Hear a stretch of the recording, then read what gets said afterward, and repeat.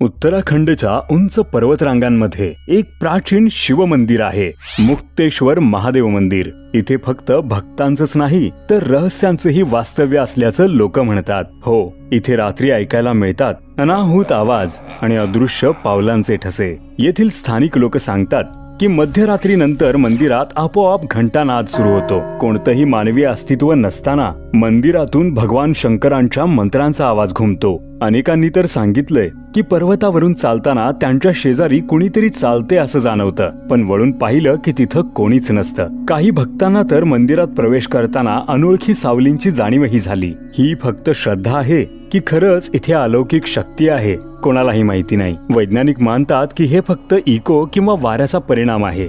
पण मग प्रश्न असा की एकाच वेळी अनेकांनी अनुभवलेले आवाज, मंत्रोच्चार आणि सावल्या त्या फक्त भ्रम आहेत? मुक्तेश्वर महादेव मंदिर एक असं ठिकाण जिथं श्रद्धा आणि रहस्य एकत्रच पाहायला मिळतात।